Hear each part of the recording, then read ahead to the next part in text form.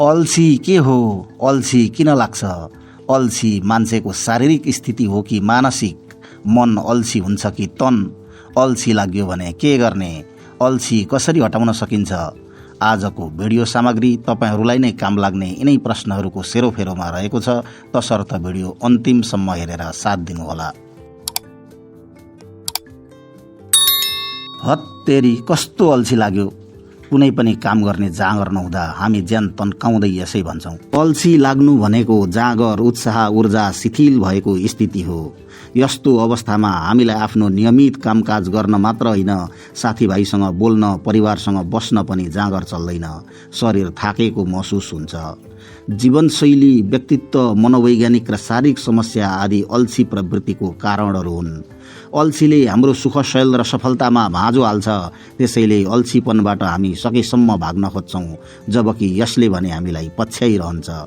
दुःखको कुरा के हो भने हामी जब अल्छीपनबाट भाग्दैनौँ तब यो हाम्रो आनी बानी नै बन्न पुग्छ।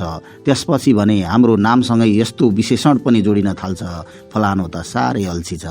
जो कोहीलाई पनि बेला बखत अल्छी लाग्नु सामान्य हो, तर यदि आफ्नो दैनिकी नै प्रभावित हुने गरी अल्छी लाग्छ भने शारीरिक वा मानसिक समस्या पो छ कि भनेर हेर्नुपर्ने हुन्छ। मूलतः सन्तुलित खानपान र पर्याप्त निन्द्राले अल्छी भगाउँछ। त्यसै गरी गेडागुडी, सागपात, मौसमी फलफुल, माछा मासु, अन्डा, दुध वा दुधजन्य परिकार आदि सन्तुलित मात्रामा खाने, व्यायाम गर्ने, योग, ध्यान, प्राणायाम जस्ता विधि अपनाउने गरेमा अल्छी लाग्दैन।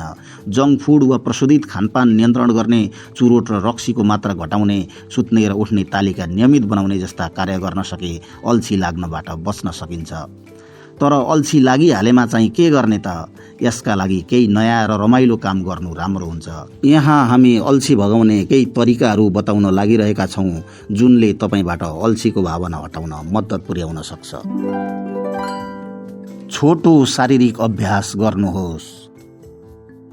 केही मिनेटको लागि हल्का स्ट्रेचिङ गर्नुपर्छ, जस्तै हात, खुट्टा वा शरीर तन्काउने व्यायाम गर्नुहोस्। यसले शरीरमा ऊर्जा ल्याउँछ र मन फ्रेस बनाउँछ। छोटो हिँडाइमा निस्कनुहोस्। ताजा हावा लिन बाहिर निस्कनुहोस्। केही समयको लागि बाहिरको वातावरणमा रहँदा मन पनि रमाइलो हुन्छ र आलस्य कम हुन सक्छ। मनपर्ने सङ्गीत सुन्नुहोस्। अल्छी लागेमा मनपर्ने गीत सङ्गीतहरू सुन्नुहोस्, जसले तपाईँको मुडलाई फ्रेस बनाउँछ। केही उत्साहजनक सङ्गीतले ऊर्जा थप्न सक्छ। सृजनात्मक काम गर्नुहोस्। अल्छीलाई हटाउने अर्को तरिका ड्रइङ गर्ने, लेख्ने, पेन्टिङ वा नयाँ सिप सिक्ने प्रयास गर्नुहोस्। सृजनात्मक क्रियाकलापले मनलाई सक्रिय बनाउँछ। मनपर्ने पुस्तक, फिल्म वा सिरिज हेर्नुहोस्। अल्छीबाट बच्ने हो भने थोरै समयका लागि मनपर्ने फिल्म, सिरिज वा किताबमा डुब्नुहोस्। यसले दिमागलाई अलिकति भुलाउँछ र रिफ्रेस हुन सहयोग गर्छ।